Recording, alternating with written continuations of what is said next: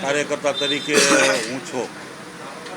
મારો જે તે સમયે જ્યારે હું જોડાણો ત્યારે વોર્ડ નંબર જૂનો 9 કહેવાતો, જે લખવાડી, ગુંદાવાડી, પૂજારા પ્લોટ અને લખવાડી ક્વાર્ટર, ગોવિંદપરા આ વિસ્તાર જૂનો હતો. એ સમયકાળની અંદર ગંભીરસિંહ પરમાર પહેલી ચૂંટણી લડ્યા.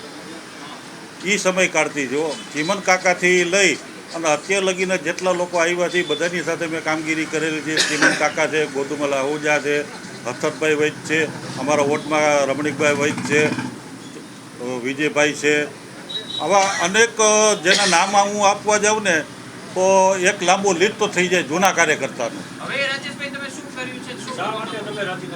રાજીનામું આપવાનું મારું કારણ એક જ છે કે જૂના કાર્યકર્તાઓને પ્રાધાન્ય કોઈ જગ્યાએ દેવામાં આવતું નથી, નહીં કોઈ જગ્યાએ કોઈને ટિકિટ દેવામાં આવતી નથી. જૂના કાર્યકર્તાને કોઈ જગ્યાએ કોઈને હોદ્દો દેવામાં આવતો. જે લોકો આયાતી લોકો છે જે એ આવે છે અને એને જવાબદારીઓ આપે તો જૂના કાર્યકર્તા પાછળના પાછળ છે. જે લોકો અમારા સાથે જોડાયેલા છે, જે લોકોએ વિશ્વકર્માજીએ ગઈકાલે કીધું કે પાછળના પાછળવાળાને છે ને એ કે ગભરાવાની જરૂર નથી, તો એ પાછળવાળામાંથી એક હું છું. એને કીધું તમારે રોવાની જરૂર નથી. મારે હોદ્દો જોતો નથી. મારી જે કંઈ વાત જે છે એ રાજકોટની અંદર જેટલા જૂના કાર્યકર્તાઓ છે એની અંદર જે વેદના સમેલી છે જે બહાર આવતા નથી. એક યા બીજા કારણોસર અરે અસંખ્ય લોકો છે.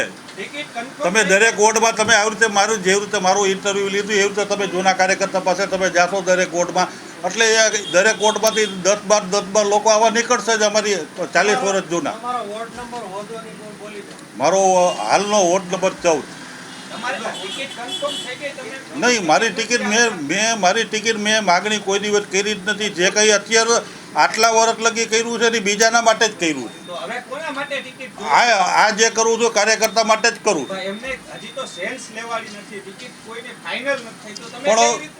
પણ અત્યાર લગીમાં શહેરના હોદ્દા આવી ગયા, હોદ્દેદારો નિમાણા. તેમાંથી જૂના કાર્યકર્તાને કેટલા જે હજી 6 મહિના પહેલાં આવ્યા છે, 2 વર્ષથી આવ્યા છે, 5 વર્ષથી આવ્યા છે, એ લોકોને જવાબદારી પાલટી આપી દે તો 40 વર્ષનો જૂનો કાર્યકર્તાને શું કરવાનું? હજી એને પાથેણા જ ઉપાડવાના છે. આશા મારી કાંઈ નથી. કાર્યકર્તાને, જૂના કાર્યકર્તાને છે ને પ્રાધાન્ય દેવું જોઈએ. અમારા જેવા 40 વર્ષ જૂના કાર્યકર્તા છે એ લોકોને તો પાર્ટી જ્યારે સંખ્યા કરવાની થાય ત્યારે જૂના લોકોને યાદ કરે છે. સંખ્યા કરવાની થાય છે. હા હા બોલો.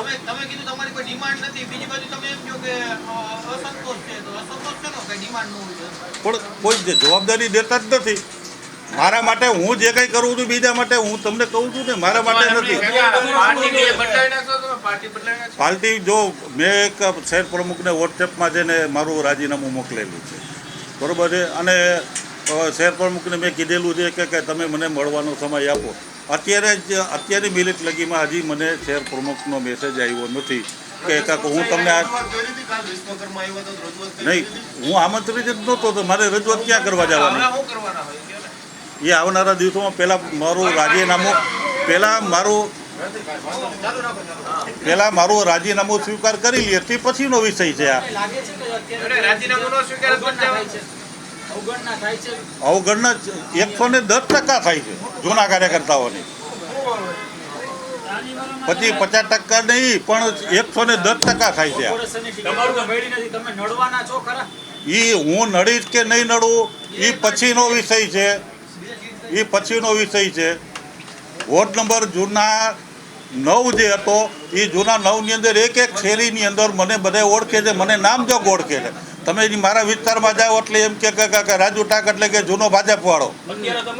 આ રીતે છે. અત્યારે મારી પાસે કોઈ જવાબદારી નથી. હું પૂર્વ પ્રમુખ અને મારે પાછું કોઈ જવાબદારી જોતી નથી. મારા માટે કોઈ દિવસ મેં માગણી કરી નથી. હંમેશા હું છે ને કોકના ટેકામાં જ ઊભો રહ્યો છું. કોણ? કોઈ માગણી નહીં, મારી સાથે કોઈ માગણી કરી જ નથી.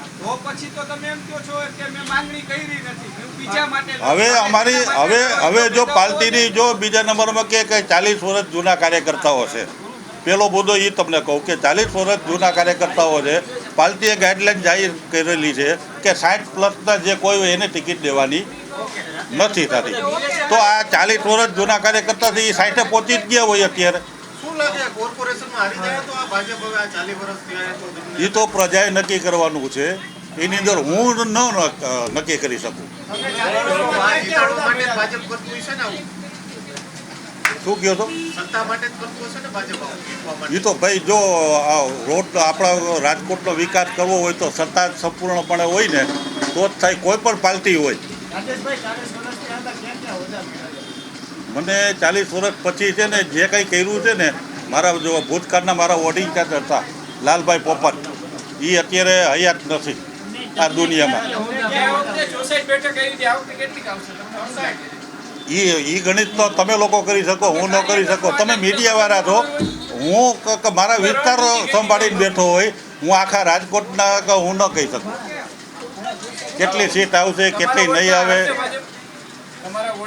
પાર્ટી કેવા લોકોને ટિકિટ આપે છે એના ઉપર જ બધું છે.